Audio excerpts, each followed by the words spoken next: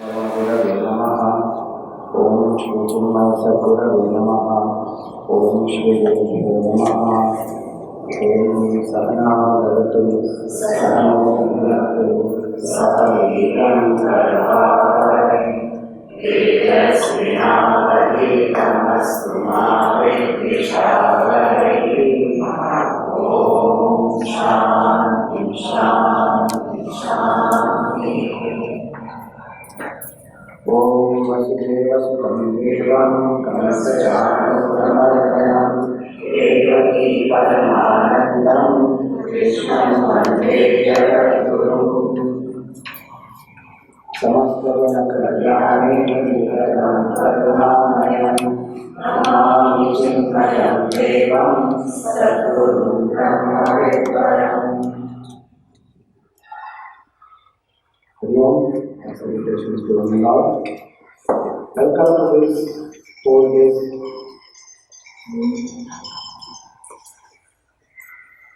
All of you need to first take out your phone. Take out. Don't think that your phone is on silent because most of the time it is not. And then when it rings, everybody silence. So take out your phone and show it to your neighbor. After putting it on silent, neighbor must check. If anybody's phone rings, both their neighbors will have to pay 1,000 rupees to Chinmay Mission. Okay? And we will know whose phone rang and who are the neighbors. So please check your neighbor's phone whether it's on silent or not.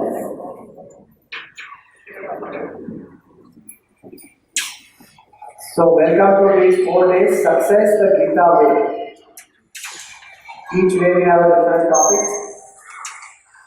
Please go fast. Can we shut that side door?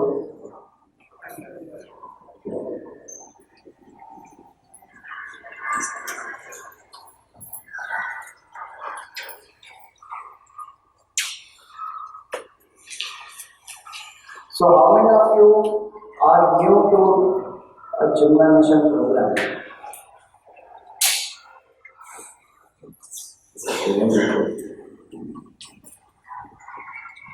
So, welcome to these 4 days. Today's our topic is success at work. Everybody desires success, yes or no? Whether it is at work, in relationships, in life, in each aspect we all desire to be very, very successful. Nobody wants to be a failure. Why do we want success? Because it makes us feel good about ourselves. It makes us have a sense of achievement. It manifests our potential. And so, success is something, even in the world outside, when somebody is successful, people look up to such a person. So everybody desires very clearly that we all want to be successful. So now question is, what is success? Simple question.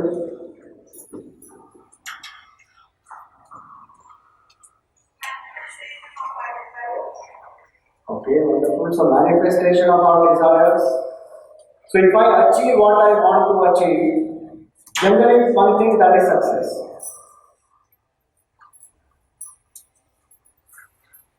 Pickpocketer successfully picks up somebody's money. Successful. Somebody copies in the exam and passes. Successful. So no doubt achieving one's desire is success, but can that alone be called as success? No, others should acknowledge it. Okay, everybody acknowledges it, then is it successful? Corruption, many people acknowledge it is a part of life, so does it become success? That I become successful with corruption?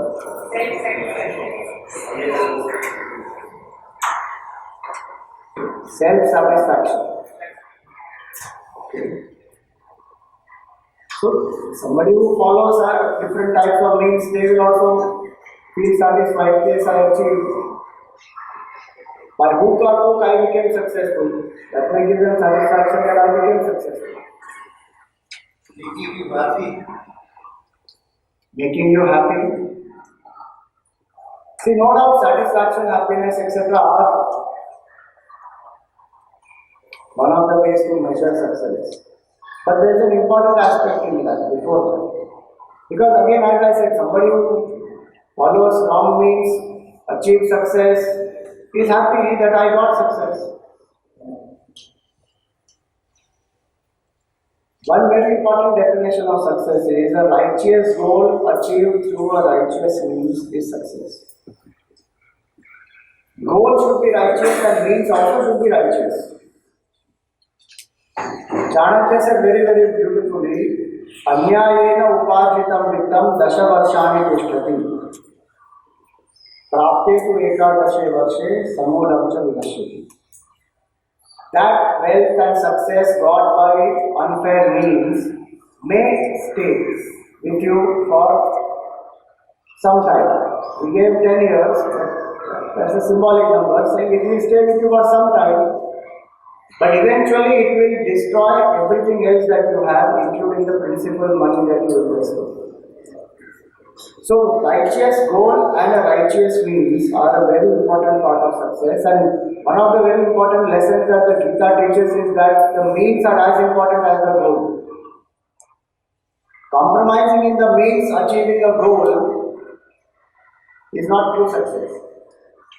And sometimes it is done as an exception, but that doesn't prove that that is the rule. So let us see, there are different parts or types of aspects of success. We put down a few questions that we generally have. Achieving one's goal is what generally one thinks of success, fulfillment of desire, enjoying some power, pleasure, prestige, being successful in one's career, getting great awards, recognition. No doubt these are a part of success. But success is something more than all this. As we said, righteous goal with a righteous means is an important part of success. Gurudev used to say, Swami Vivekananda, that success is a tribute that life pays to excellence. Does this quote remind you of any movie? A very famous movie happened. So Ranchod Baba profited from so many children. Success is a tribute that life pays to excellence. When we cultivate a certain excellence of mind, success is a natural byproduct of that. More about it as we go along, we will see what is this excellence. These 5 factors are very important for success. One is personal holistic growth. Success where I am not growing holistically, where there is a lopsided development, is not true success. It is a fact that some aspects of life, in some stages of life, I have to focus on some aspects. When I am a student, I have to focus on studies. When I am working professional, I have to focus on work. So yes, there is a focus which is required in some aspects of life, but I cannot ignore the other aspects of life. Because that lopsided development brings about a lot of difficulties. That's why nowadays if you see work-life balance is being encouraged so much. In student life also they are being encouraged to develop co-curricular activities and other areas of their personality, not just the academics. So one is the personal holistic growth, very crucial. That in chasing success, have I forgotten my overall growth? Which should include health, emotional well-being, relationships, everything. Second aspect is, am I enjoying the process or not? If I don't enjoy the process, I may attain a certain goal, but that is not giving the joy. Because I am frustrated with the process, so there will be stress. Third point, did I achieve a goal with a higher vision? What was my vision behind achieving this goal? Did it benefit the society? How much service did I do to the society through this?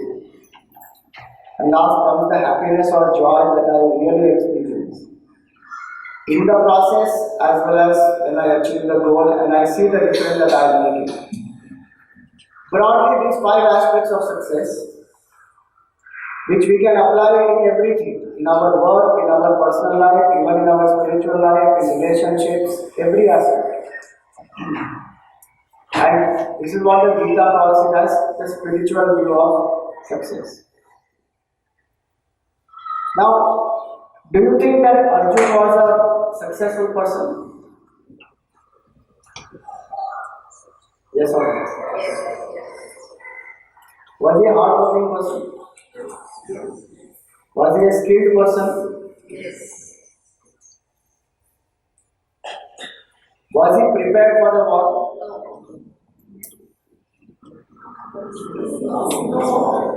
So some ways you may say he was not prepared because emotionally he was not prepared. But from archery standpoint, was he prepared? Yes. 12 years he prepared for the war. He got divine weapons, everything. So he is a successful person because he has single-handedly defeated the enemy earlier. In the 13th year of exile, he has defeated Kaurava. He is a hard-working person. He is an efficient person, skilled warrior. He is prepared for the war. Was he a good person? Yes. He was a good person also. Yet, when all this happened, he is a skilled warrior, he is an efficient person, he is a hard-working person, he is prepared, he is a good person. Still, when the battle started and the chariot was kept between the two armies, what happened to him? He started shivering, he started trembling, he couldn't stand, his teeth are chattering, his skin is burning, his bow falls from his hand. Such a mighty warrior becomes a weakling. And he has tears in his eyes, he fell down from the chariot, he is at the feet of Shri Krishna. What happened to him? His mind got disturbed, his mind got deluded. But now one important question to you is, in life, is it enough to be good? Is it enough to be skilled? Because there are a lot of people who say, Swamiji, be good, do good, that's all. Why bother so much about spirituality, higher way of living, value? Just be good, do good. Arjun was a good person after. But what happened to him? He collapsed. So one very important point to know is, it is not enough to be good in life. It is very important to be spiritually good in life. Spiritual anchoring must be there. Was Prahlad spiritually anchored or not? Yes. What is the difference between Prahlad and Arjuna? Prahlad was spiritually anchored, so he did not have difficulties even in the most disturbing circumstance. His own father tried to kill him so many times. Did he go to the UN saying human rights violation? My own father is abusing me. I am a victim of child abuse. Please protect me. Spiritually anchored.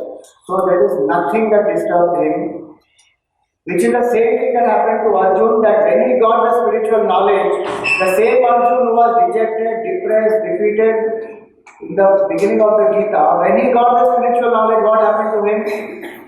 Transformed. He had thrown away his bow and arrow, he picked it up and he started doing his duty, went on to win the world. So this is a very important point, that why spiritual anchoring is so necessary in life. Because our mind needs an anchoring. It needs an inner strength. It needs certain inner stamina, because challenges keep coming from the world outside. And our Guru used to say that challenges and problems are supplied to us free of cost. You don't need to even ask. One problem is not over, the next one is already in line, waiting. How will I face? Today, in spite of development of so much of technology and everything, is it not true that stress, worry, tension, anxiety, depression has increased so much more? Why has that happened? Because the inner strength to face life has become much lesser. So based on this Geeta, we made a beautiful formula. S minus S is equal to S plus S. Mathematically it is a wrong thing.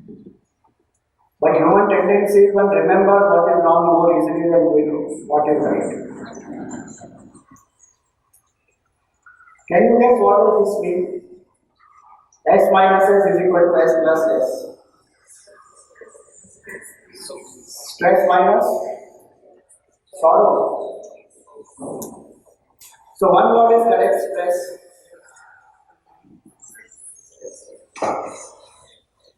Other three words is S. Very good. So one word is success, one word is stress. Two more words. It could be spiritual, but something else. Satisfaction. So it can be. I have just put here something. No more words.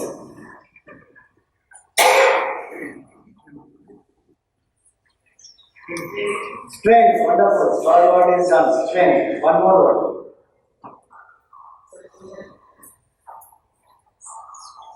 One more. Last.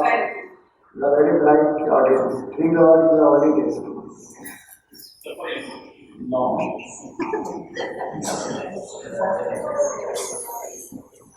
Just last one word. The strength part includes that. I give you a clue. It is a program that our Honorable Prime Minister started. Skills. So now 4 words we have guessed. Where will they be placed? That is important.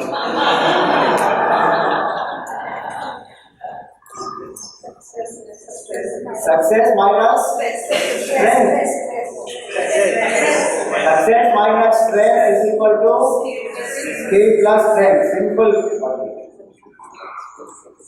This is based on the second chapter of the Geeta, verse number 3. Where Bhagavan tells Arjun, Shudram Hridaya Dauparyam Yaktva Uttishta Paramapa.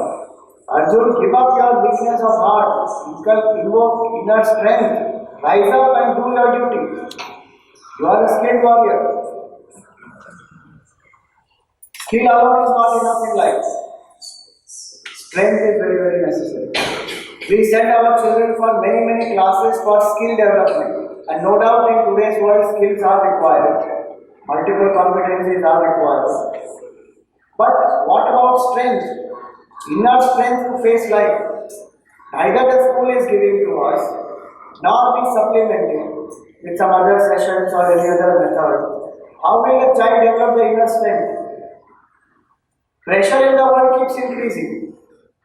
But the inner strength to cope with that, one has to equip. And that strength comes when I anchor with spiritual knowledge. It doesn't come only by following certain values.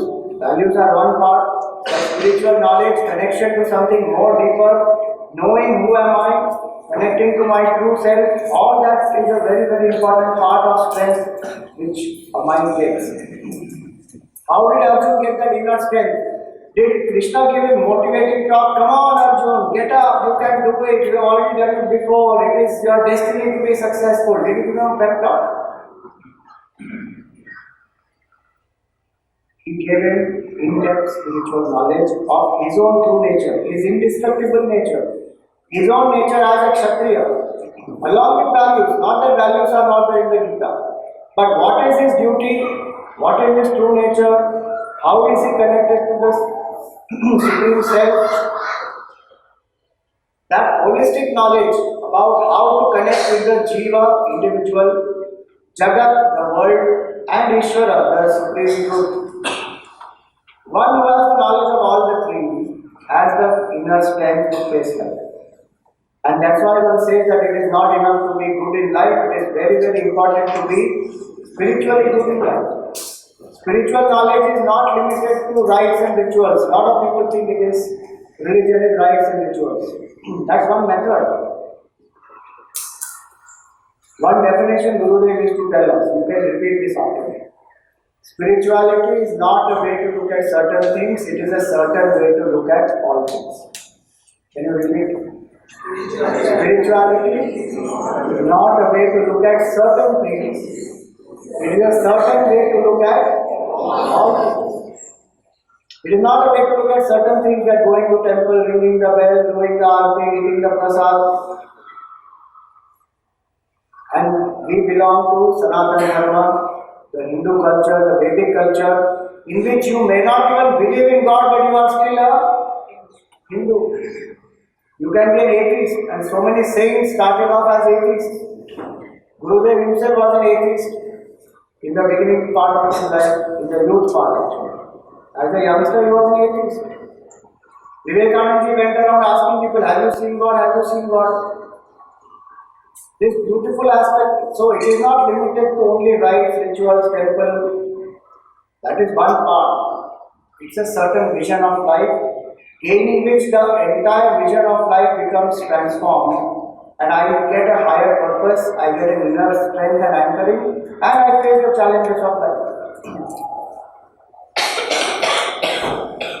So, this is the general introduction about what is success, why spiritual knowledge is required, and why are we doing success the Geeta way. There are lots of motivational speakers, many people who are teaching on success, and no doubt those things are required, knowledge is required.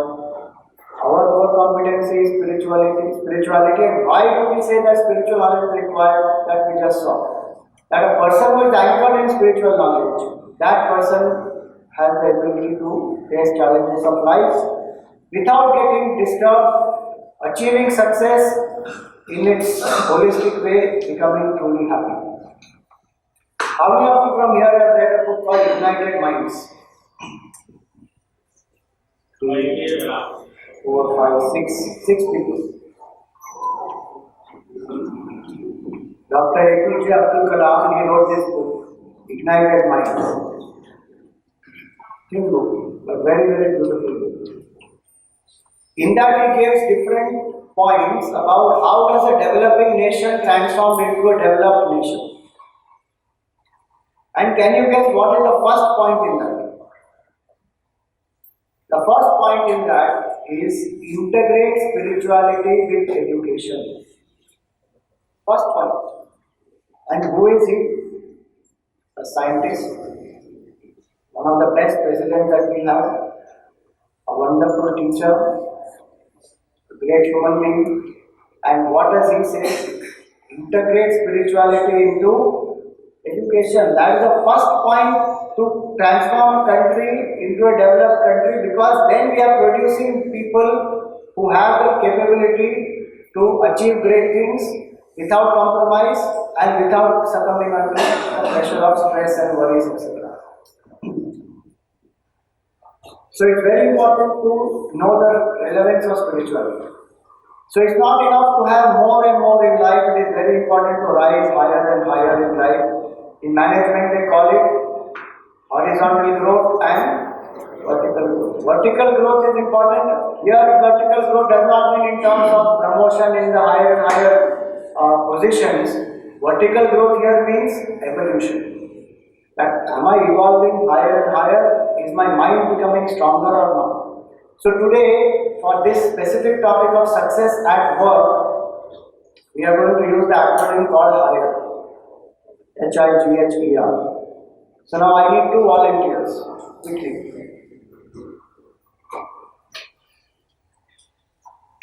One from here, one from here. Fast. Oh, good. Please come forward.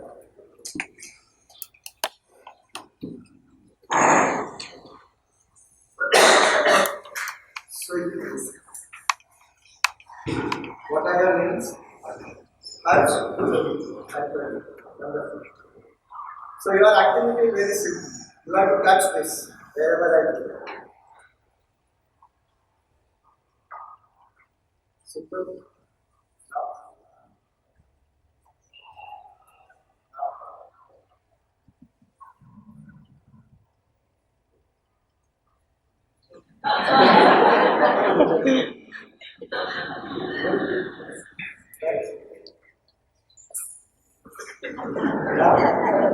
You got touch on this.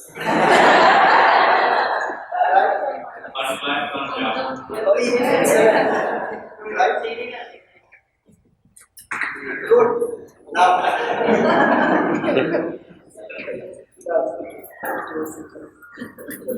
Without learning.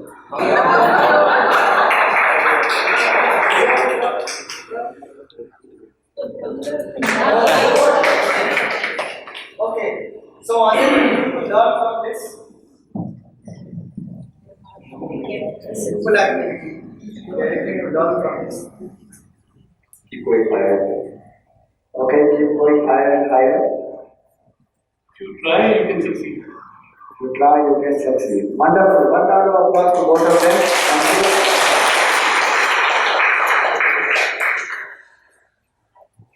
Simple activity, but what was the point here? If the goal is high, much more potential manifests or not. You know, the tragedy of life is not that we don't set high goals. The tragedy of life is we set mediocre goals and we achieve them.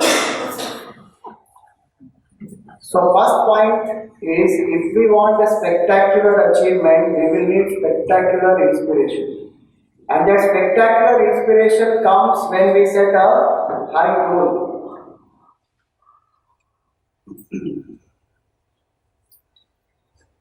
A goal which is highest must be set in our life. Dr. Kalam said in the very book Ignited Minds, he wrote a song for the youth. At the end of the book, there is a song for the youth.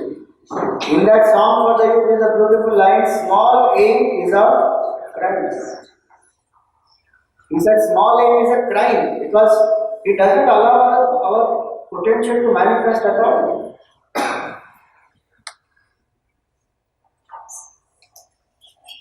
Now when we say small aim, what does that mean? A small aim does not mean that we have small aim in terms of numbers, and a big aim doesn't mean that huge targets. That is only one part, that can be.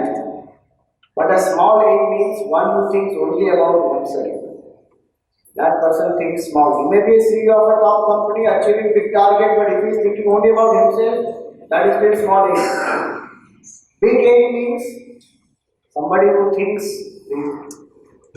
in an inclusive way, thinks for the society, thinks for the country, thinks for the humanity, then that person thinks big. So one of the meanings of the word path is one who aspires for the highest is called path. Path means the protector, the Lord. Artha means to desire. So path means one who aspires for the highest, the supreme, who never settles for anything less. Before the war, when Duryodhana and Arjun, both of them went to Sri Krishna, Krishna gave the condition that on one hand, I will be there without any weapons, I will not lift any weapons, and on the other hand will be my entire army. Now remember, Pandavas already have lesser quantity of people with them. They have only 7 Akshavinis, and Kauravas have 10 Akshavinis at that point in time. So Krishna said, on one hand will be my 1 Akshavini of Sena, which is lakhs of soldiers and horsemen and elephants and chariots and all that. And on the other hand is only Krishna. And he will not lift any weapon. From management standpoint, what decision will you take when you already are running low on resources?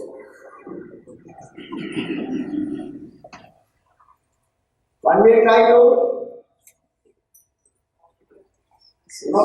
choose more resources. Arjun choose?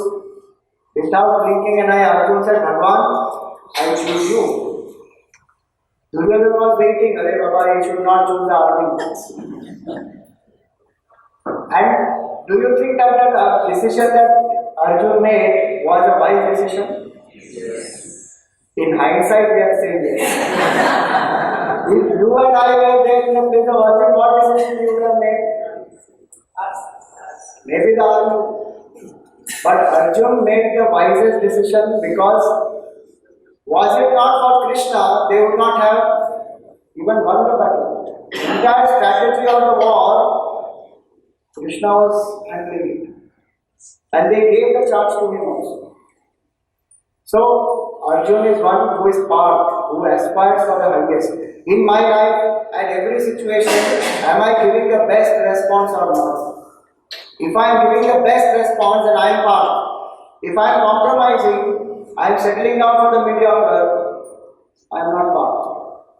So Geeta always teaches us, give your best response. Don't settle down for the lesser. So one who aspires for the highest is part. Higher the vision, greater is the inspiration. People who set vision for working for the country, their mind is inspired all the time thinking that how will I affect my country, how will this benefit my country. The mind keeps thinking. That inspiration is very, very important. For an employee, it may be about the company, the vision of the company and how the company is making difference to the society. Then the mind is occupied with that. So H is for the highest vision. There are a lot of people who don't have a vision or a goal. So their energies are not channelized. So many people fail in life not due to lack of ability or even courage or brains, but because they have never organized their energies around the goal. Actually, the word not has to come. Many people fail in life not due to lack of ability or brains or even courage, but simply because they have never organized their energies around the goal. At this point in my life, I should ask myself, what is the goal in my life? And if I am at work professionally, what is the goal in my profession? And does that goal inspire me or not? Two very important aspects of any goal are, one is, I must have an emotional connect with the goal. So that is called an emotionally appealing goal. And second is, intellectually, is it inspiring, is it high or not? Does it challenge me enough? It should adequately challenge me. Emotionally, I should feel for the goal. Intellectually, it should adequately challenge me. Then that person is motivated to work towards the goal. Now this applies not only to corporate world, but this applies to any goal that I set up in my life. Suppose I want to lose weight. And I say that I want to lose weight. Target is set, adequate target is 5 kilos in 3 months. Decent target output. 5 kilos I want to lose in 3 months. Do I emotionally feel towards it or not?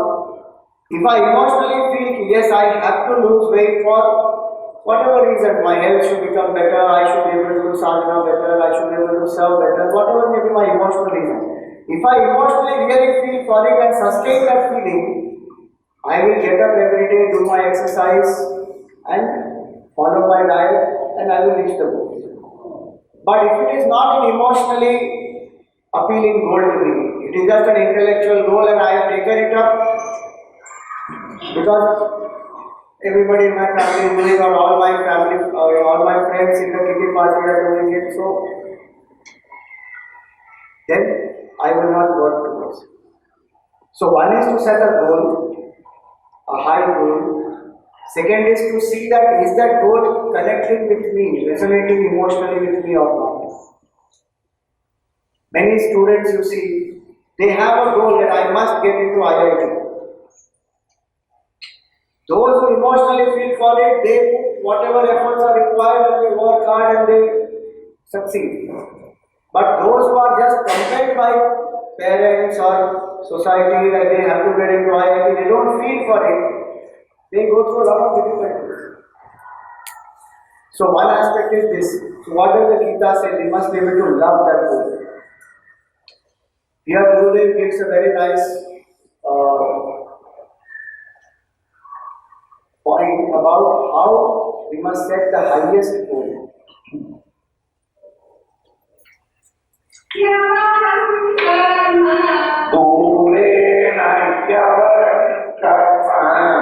can also repeat.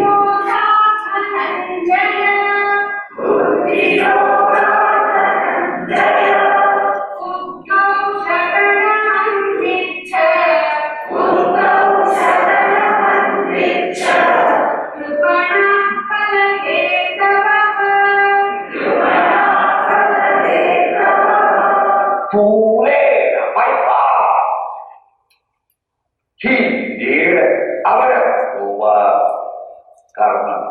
You are sweating and toiling and you are acting. You are selfish action.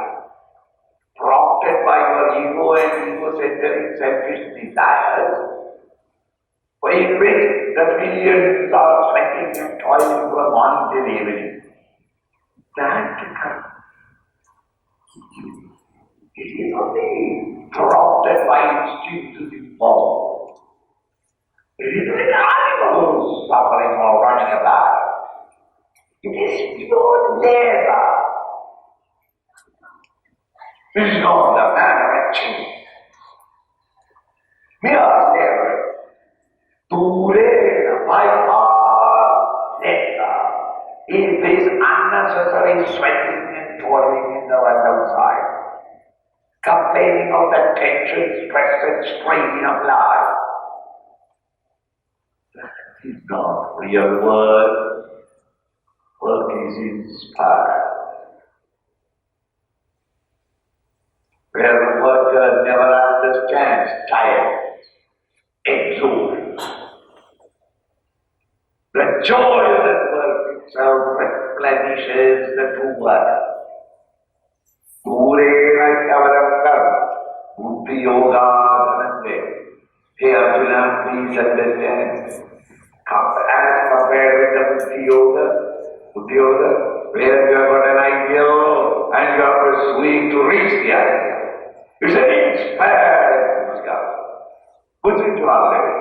That the joy of true work is anyway nobler than all the amount of buckets of sweat and toil that you bring out of you, the exhaustion and fatigue you bring about physical.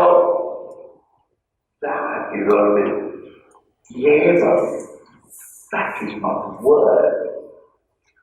Purena, Buddha Sharanam. My dear boy, work in the world outside. Who said no?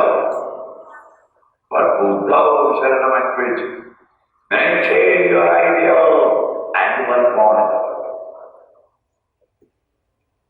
And when you are maintaining an ideal, it's not the ideal, yet small ideal.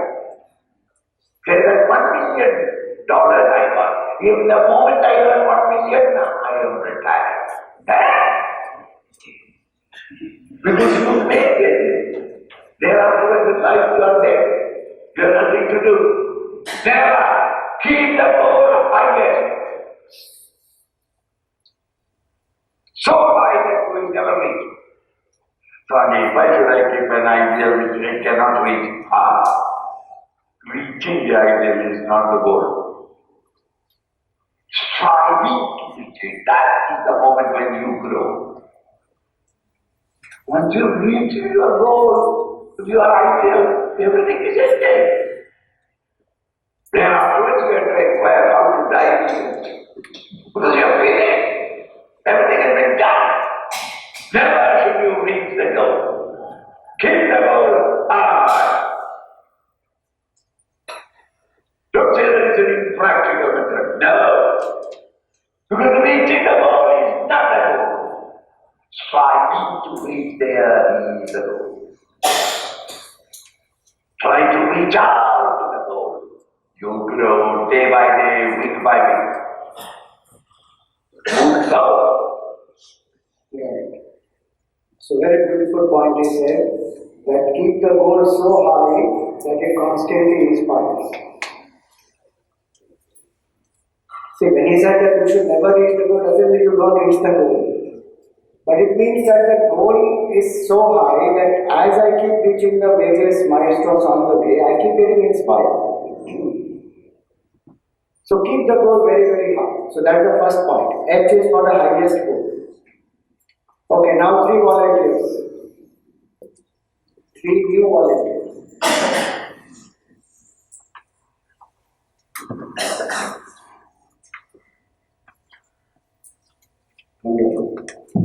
Please go.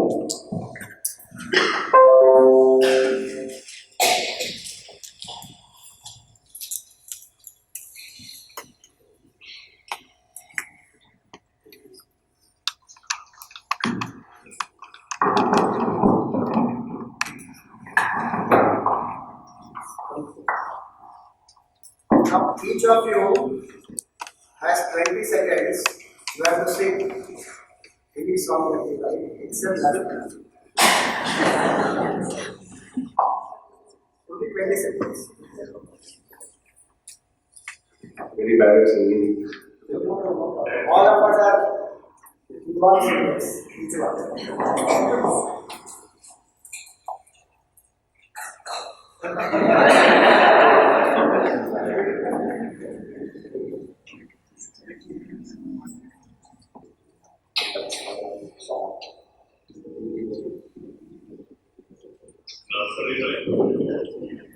Imagine you are in the bathroom taking bath and nobody is there. What will you sing? Just sing that.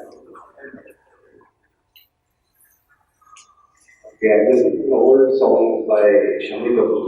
So, this was one of my favorites of my mom. It's my favorite also. मदहोश हवा मतवाली जुदा संसार सुहाना लगता है करने किसी से प्यार कभी दिल अपना दीवाना लगता है मदहोश हवा मतवाली जुदा संसार सुहाना लगता है.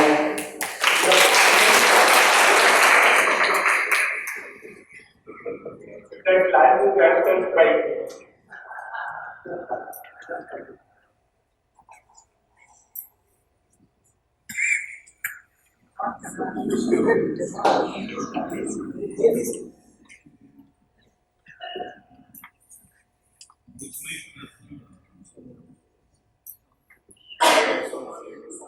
Come on, sir, sing it. After can I wait for something?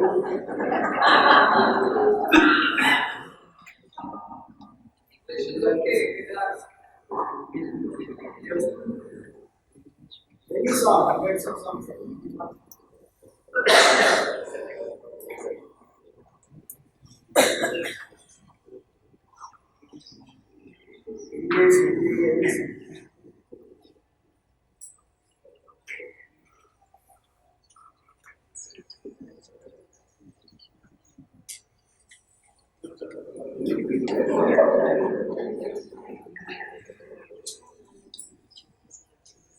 You will say,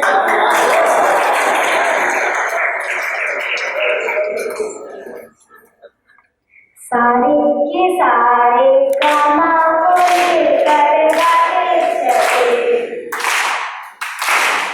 सारे के सारे कामा को लेकर गाते चले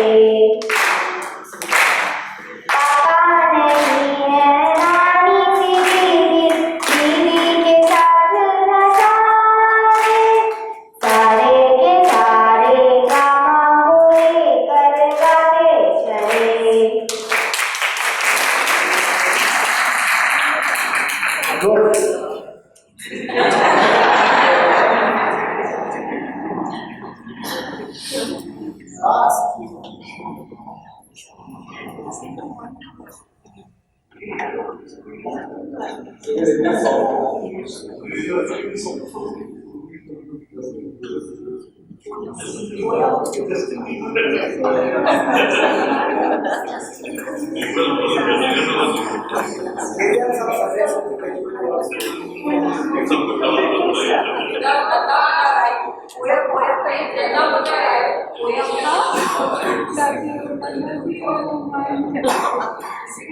तुम कहते Raghupati Raghav I have seen this. What was that? Nanda Munna? नन्ना मुन्ना राई हूँ देश का सिपाही हूँ लोकेशन जय हिंद जय हिंद जय हिंद जय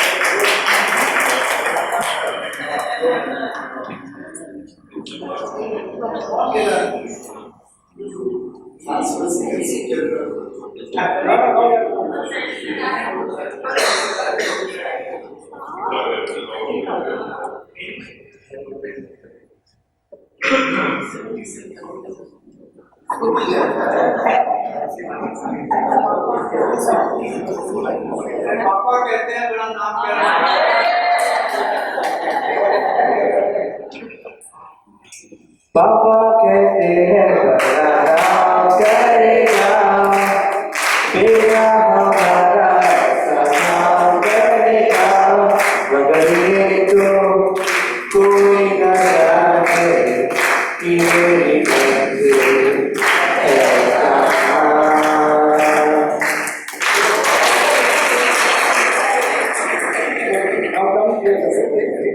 Only round one is over.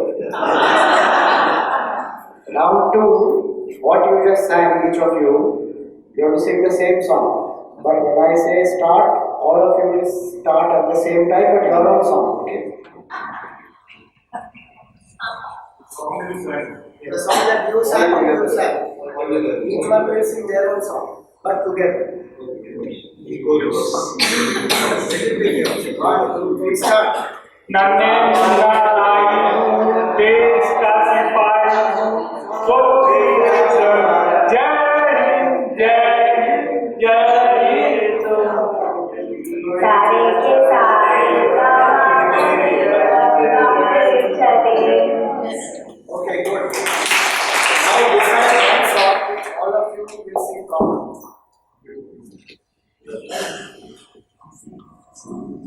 बिल्कुल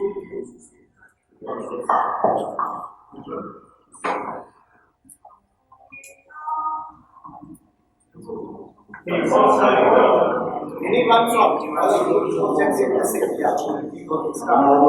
होंगे कामयाब होंगे कामयाब होंगे कामयाब एक दिन हम लोगों में है विश्वास पूरा है विश्वास होंगे कामयाब एक दिन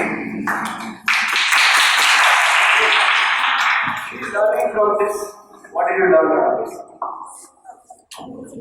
If we put effort collectively, we can do better thing, better achievement. And another learning is we should seek suggestions.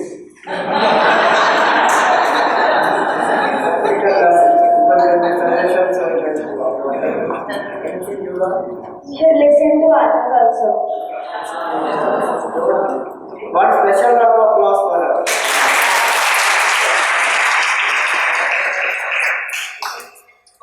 If we do teamwork, if we collaborate with each other, we can get a better output than all of us doing our different things to achieve our different goals. Together we can sing and live in harmony.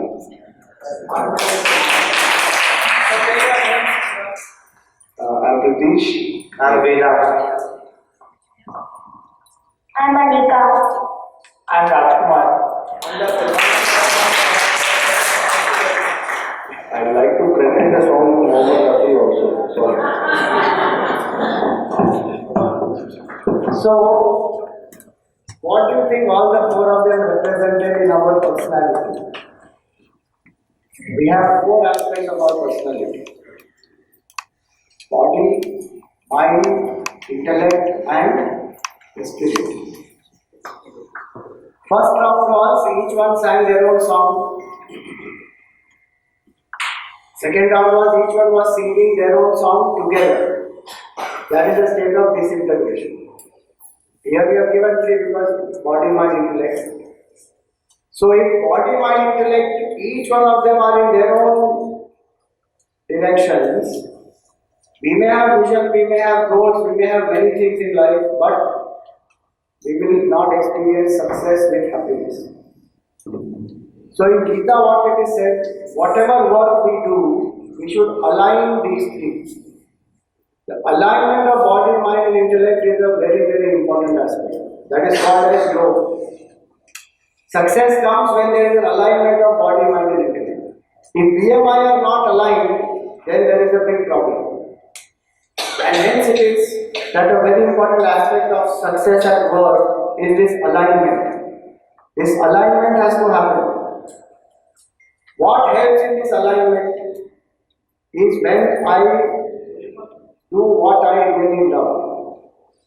Swadharma, that is called. What is my inherent temperament? Based on that, if I have chosen my work, I love that work. More than the result that the work brings, more than the success that the work brings, more than the applause that the work brings. An artist loves to paint, a musician loves to play music. An IT professional maybe loves to do programming. So if I choose a profession which I love, then there will be alignment between the body, mind and intellect. Once that alignment is there, along with success, I will also experience happiness and the sense of fulfillment is there, not an emptiness. So the second alphabet is I, H-I. I is in line with Swadharma. You know Andre Agassi? Who was he? Very successful tennis player. But you know what he said in his autobiography? It is called Open. The book is called Open. And in that he said, I play tennis for a living. Even though I hate tennis, hate it with a dark and secret passion and always have. Can you imagine the whole life is spent in chasing success, which is monetary success, and he did become successful. His family came under debt. His father was an Iranian boxer, but they needed much more money to come out of the debt, so he was pushed into tennis. And every single day, 25,000 tennis balls he has to face through a machine. And sheerly through practice, he became successful. But imagine doing something which you don't really love. For external reasons, he had to do it. He did it. Contrasting example, Tendulkar loves to play cricket and he always said that the last 24 years have been very special for me. I have thoroughly enjoyed my joyful journey. Both are successful people, but which success would we prefer? Which is what it is. So I is for in line with Swadharma. Do you know Sachin Tendulkar started off his career how? Because of his brother, but he actually started his career as a bowler. And Dennis Lilly, he told him that you will be better off as a batsman. And then he shifted. And then his potential started manifesting. You see how change happens. But because he was doing what he loved to do, along with success, he was very happy also.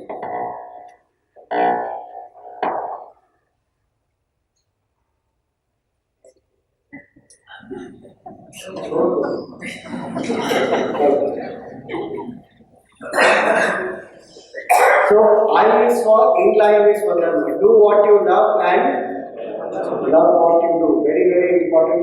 In the Geeta, Bhagavan says, Swadharme nidhanam shreyaha paradharmo bhayavaha. It is better to die in the profession or in a choice which is close to one's heart than to imitate somebody else. Arjun wanted to go away into the forest and sit and meditate. But his Swadharma is a Kshatriya Swadharma that he has to lead, he has to protect, he has to stand for Dharma. If he would have gone away in forest, what would he have done there? He would have started fighting there with bow and arrow because that's his inherent temperament. He's hot-blooded person. He cannot sit quietly and meditate. So when we choose which field am I going to have my career in, one must choose according to one's own temperament. You know, the research which is done, it shows that more than 65% of people choose their career because of parent pressure. Not because what they really like. Think about it, what kind of pressure are we exerting on our own children? Very few people are actually encouraging the children to discover what they are really made for. So Swadharma is a very, very important aspect. How do I discover my Swadharma? There are very many methods. I'll just put down a few questions to introspect. Towards which field do I have a natural inclination and love? My mind goes towards that field naturally. Especially in free time, what does the mind do? Doing which gives me maximum joy and satisfaction, in which I can serve the society to the best of my abilities. What is it I really want to accomplish in my life? I want to be known for this. Many such questions are there. One method is one can even introspect from the age of 3 to 5, what did I really like? From the age of 6 to 9, what did I like? From age 10 to 15, what did I like? If one observes that, sometimes one finds a connection. That there is something which I really love to do, but sometimes it happens that various other pressures come into the mind and one forgets that. Now nowadays it is so strange that IIT JEE training starts from 6th standard. Can you imagine? What does the child even know at 6th standard that he wants? Does he want to take even science or not? I did not know even in 10th standard. Luckily, my father and mother, they sent me to some place. For 10 days, I used to go every evening there, and they used to do different types of tests. And they very clearly said, he is not meant for science, he will excel in arts or commerce or social subjects. And the whole analysis was given. And then based on that, one can choose one's career also. And one very nice thing that was done was every year in the vacation I used to explore something new. So I understood where is my passion lying, in what field, which field is not meant for me. So exploration is another method. There are various ways to know. So H is for the highest vision, I is for in line with G is for a greater cause. I may have a high goal, but towards what cause am I dedicating it to? Like Dr. Abdul Kalam dedicated himself to the cause of the country, to the cause of science, to the cause of youth. Very inspiring person. Vivekananda dedicated himself to the cause of spreading spiritual knowledge throughout the world. Like that, different people dedicate themselves. So Gurudev said a single ideal can transform a listless soul into a towering leader of men. One ideal is required. What is that ideal which is greater than me? Today we are telling in management also what? Have a goal, have a vision which is beyond yourself. Find a cause greater than yourself. Which is what spirituality has been saying for thousands of years now. That find a cause greater than oneself to which one can dedicate oneself. Where the cause becomes so important that I lose myself in that cause. I forget myself. That self-forgetfulness is the key of success. If I can lose myself, a musician loses himself completely in the music, becomes one with that music, then the best music comes out. In the same way I can do for whichever profession I am in. If I am dedicated to a higher profession, a higher cause, as a teacher, if I say that my job is just to go there and teach, then my motivation will be very less. If I am doing it for money, it will be that much only.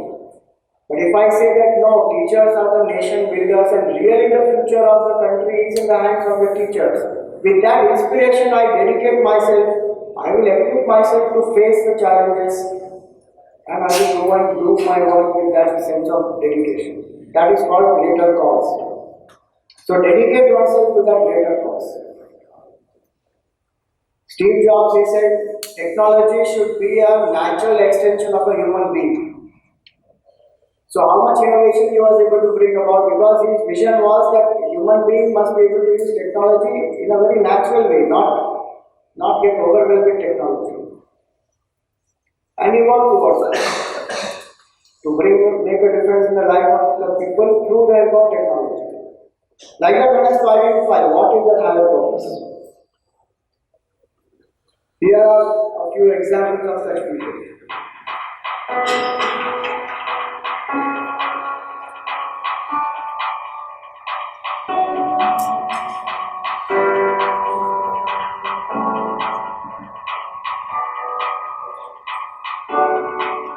आज से किस तरीका आज बनेगा जो ठंड जोगी हो जाने फिर बनेगा आज तो फिर करना है चलो कुछ करना है इस रास्ता एक न हो बस उसको करना है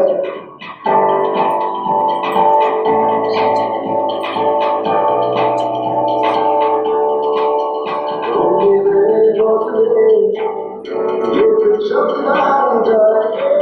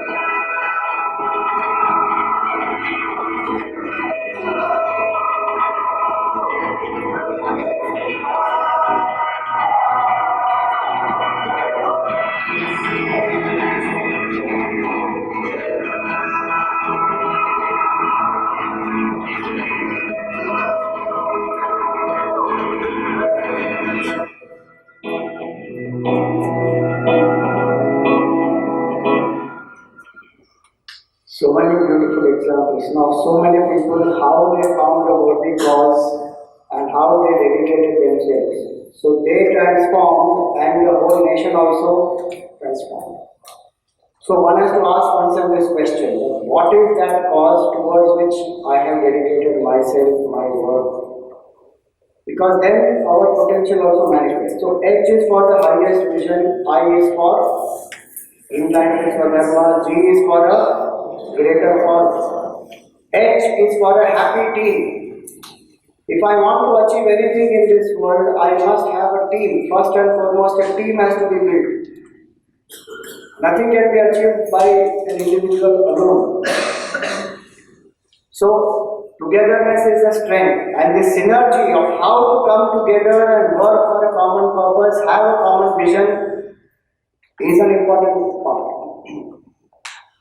To succeed individually, it doesn't require great amount of abilities. But to succeed with a team is requiring much more capabilities. In our Vedic culture, one of the beautiful ways by which team building was encouraged was the concept of yajna. Here, yajna we think is a ritual, but if you think about it from a leadership and team building standpoint, each and every individual brings whatever best they can. They have a common goal. Suppose they say that we are doing this yajna for the rains. Then everybody will come together, somebody will bring wood, somebody will bring flowers, somebody will bring ghee, somebody will bring prasad. Everybody has one common goal for which they all come together, worship, do the yajna, and when the results come, the results are shared by everyone. They may not even like each other, some of them, but when the cause is worthy, they will come together sinking their own individual differences. That is called team building. That is synergy. When people come together, work together, sinking their individual differences, the strength then comes. So how to learn to be one? Even in the corporate world today, we have to work with teams. At home there are teams. In the society out there are teams. Team building skills have to be cultivated. So Stephen Covey said, neither dependence nor independence, but we need interdependence. The entire universe actually must function as one team. Which is what our culture taught us. Vasudhaiva Kutumbakam, when it said that whole world is one family, then we will care for each other. We will not exploit each other. So team building is a very important aspect. In Chinma Mission Pledge, we say the first line of Chinma Mission Pledge says, we stand as one family bound to each other with love and respect. And Gurudev started as an individual, but did he remain doing work only as an individual? He created teams in every city, in every place. As one individual, he could not have built what he did. But he transferred the vision to so many people, inspired so many people, that in his lifetime, in 25 countries, in 250 centers, more than 70 schools, how is it possible for one individual to do? When there are people who are inspired with a common vision. So, when we even say Namaste, what is the meaning of Namaste? You and I are one. So the divinity in me is the divinity in you, and I salute the divinity. So our very act of Namaste also teaches us how to work together in harmony. In today's world, corporate world especially, one of the biggest challenges is team building, working together. And what is the biggest issue in that? Ego. And ego can grow only when there is love and there is a dedication to the higher purpose. Last two alphabets, we have done 4, H-I-G-H. E is for excellence or efficiency. So a very nice formula, excellence plus expertise plus efficiency is equal to effectiveness. We need all the three in life. What is excellence? You will see. In the Geeta, beautiful line says, Yoga karmasu kaushalam. Excellence in action is yoga. Each of these points are from the Geeta only. We have put it in an acronym HIGH here, but all this is derived from the Geeta. So what is excellence? Excellence is the attitude of the mind, where I don't compromise. Excellence is about awareness, about having high standards, about valuing certain higher way of executing things. The quality basically. Excellence, then that quality which is there in my mind manifests into action, and that is called as yoga. To manifest that excellence in the mind in action, what do I need? I need expertise, skill and knowledge. And then I need efficient execution, the application of this excellence with my skill and knowledge in my daily life. When I do, then I will effectively attain my results. Many places excellence is not there. Expertise is there, but excellence is not there. In some places efficiency is there, but in a wrong direction. Efficiency is there, but expertise is not there. So all the three are very, very important. And how will this come to us? One of the simplest ways is to do one thing at a time. In the Geeta, Bhagavan says, Bahushaka Yanantascha Rudrayo Avyavasayina. People whose minds are scattered, divided, will not achieve great results. Vyavasayatmika buddhi ekena kurunandana. Single pointedness is a very, very important aspect. And today the corporate world is also telling us that. Multitasking is a big myth. Psychologically, they say 3 hours of multitasking is equal to 1 hour of focus. We save time, we make less mistakes, we enjoy better, we achieve great results. One thing at a time. Right now we are running short of time, otherwise we could do a multitasking exercise to make us understand that how multitasking actually is a myth. You see this one video also.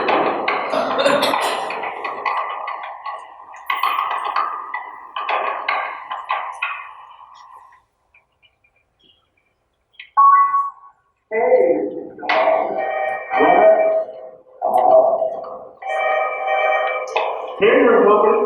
Welcome, Cat. Your invoice number, hello?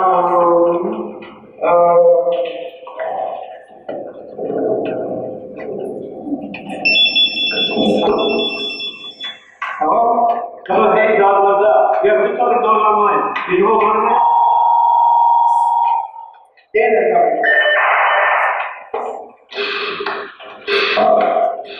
Why did I get that report? Yes, sir, I'm just finishing it now.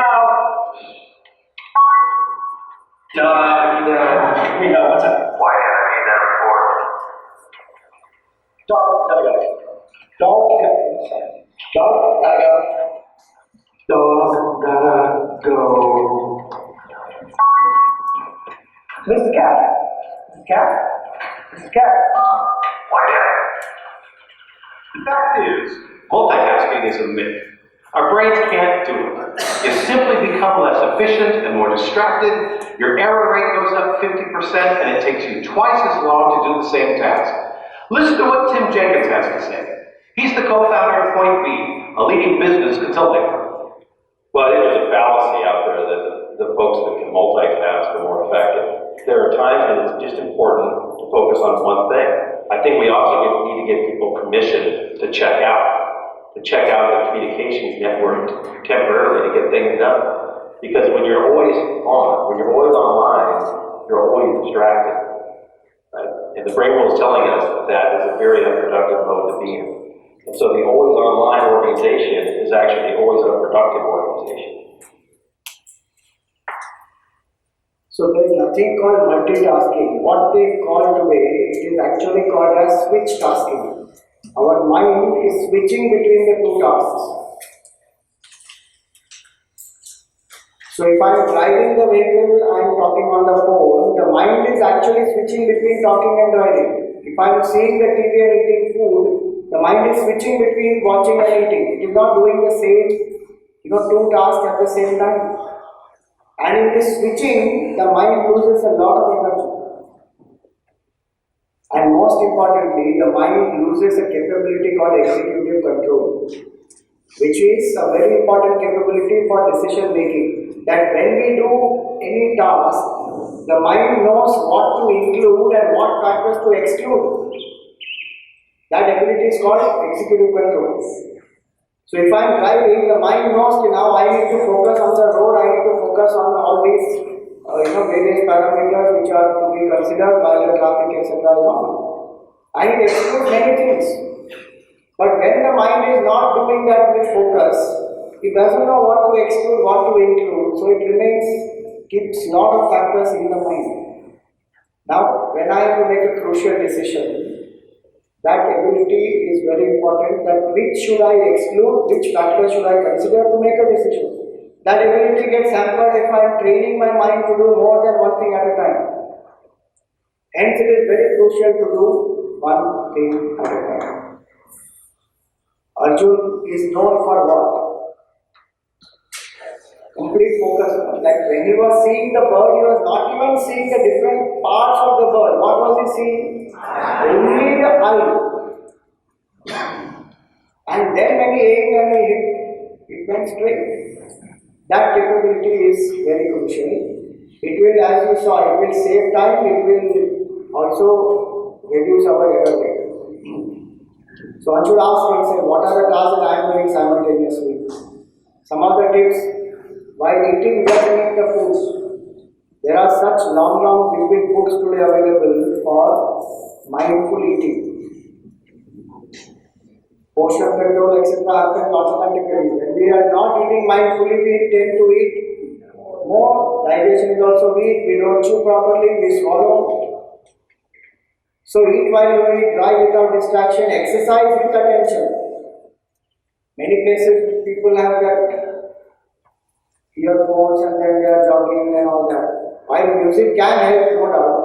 But if I am able to focus, if you observe, while I am doing exercise, if my attention is on the music, my breathing pattern, I am not focused on.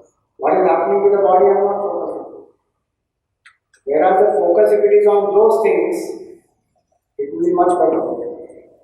Stop notification on your computer and phone, especially when we are doing something important, at least for some time. Observe modern fasting. What is modern fasting? Not that Ekadashi you don't use phone at all. First 1 hour of the day, last 1 hour of the day, no technology. Be free from technology at least for that much time. So that way, do one thing at a time. Last alphabet is R, result. So results are what motivate us to work, no doubt.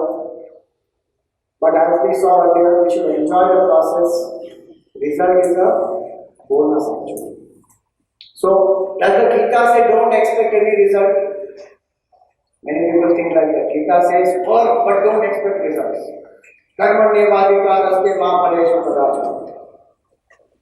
Did Krishna expect results or not?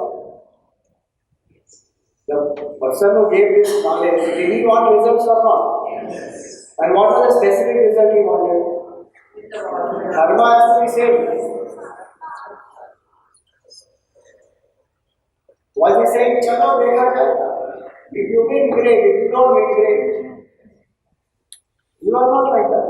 He gave his best. He wanted a result. So do the best and then leave the rest. Geeta doesn't say don't expect a result. Geeta says don't be anxious for the result. Don't brood over the result so much that you forget to put efforts in the process. So Geeta says focus on the process and enjoy the process more than the result. Then the result will automatically come. And when the result comes, what do? I expect a result, work hard, and when the result comes, I learn to acceptance of the result doesn't also mean that I will not introspect, I will not improve. I can do all that.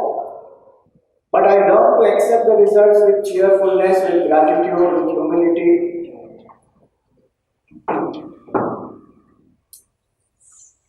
Then that person becomes truly successful. Many people accepted the results, worked hard, and reach the goal which they wanted to reach. Dr. Kalam could not become a pilot. He was very rejected. But he went on to become what? Nuclear scientist, missile man of India. He didn't become sad and drop that whole thing. No. So many Gurudev when he started, there were not even 6 people in his talks. In the first talk that he gave on 23rd December 1951, not even 6 people were there. And he announced after that on 31st December I am going to start the Geeta Jnana Yajna. Not Geeta Jnana Yajna, Upanishad Jnana Yajna actually that time. And he said 100 days will be the talks. Imagine first talk of ours. If you and I are in his position, first talk, if 6 people come, what will we say? I think we should start small and grow big. We will do next will be 3 days talks.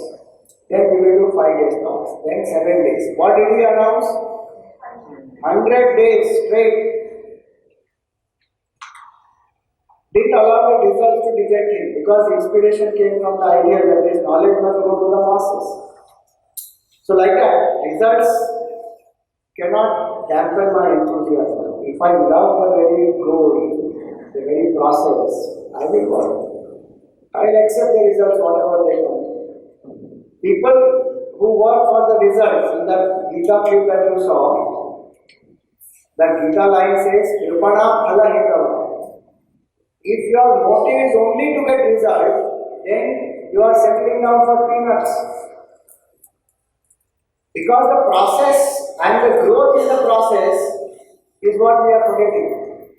That how much have I grown in the whole process? The result is just a small byproduct. And today the result anxiety is so much. Youngsters get into drought, depression, suicide just because of results. It is just one part of life. So we expect a result, work hard, give the best, and then whatever result comes, we learn to accept. So the formula for today, success at work is higher. H for highest vision. I for inline further. G for greater cause. H for happy team. E for excellent efficiency. R for result acceptance. This one example I give because this was the shloka we were doing when Ajay Piramal was having this deal with this multinational called Abbott. In 1.5 hours, they completed the whole deal and he did it alone by himself. There were no legal experts and solicitors and so many people with him. Abbott was trying to press an unfair advantage to get maximum out of the deal. And Mr. Piramal said, we are not desperate for it. If it has to happen, it will happen. And he stuck on to his point. And actually, he became successful. He cracked the deal. And by those standards at those times, he got the highest ever valuation for that pharmaceutical business that he sold. And then he gave this whole big interview in this Financial Express, where he said that this is the philosophy of the Geeta, that I was able to be detached, I was not desperate, and the detachment is what helped us to crack the whole thing. So it has a lot of applications. World Cup is going on right now. You ask anybody, this Sunday one important match is this. India-Pakistan match.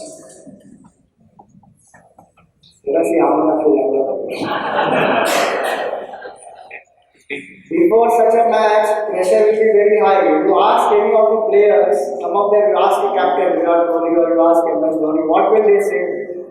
We have planned and we will play the game ball by ball, we will take it as it comes. Standard thing they will say. Because that's how it is that if I allow my mind to be anxious, then I cannot perform.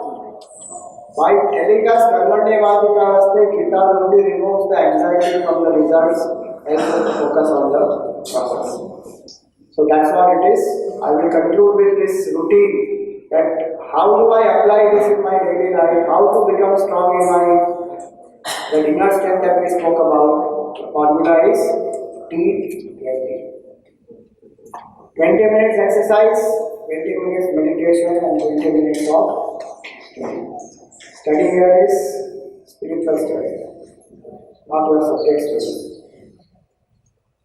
Body, mind, and intellect. If I am able to spend 20 minutes in exercise for the body, 20 minutes learn meditation to quieten the mind, and 20 minutes study some spiritual literature, self-help books, which will inspire my intellect, which will make me understand more about my personality. If all the three I am able to do on a daily basis, or I balance it through my week, and I grow as a holistic individual, I will anchor in spiritual knowledge, and I am ready to face life and become successful.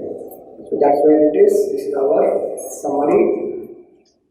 Let's have this higher vision of life and be successful at work. Wish you all great success in all the work that you are doing, and may we achieve both success and happiness. Thank you. So tomorrow our topic will be success at relationships.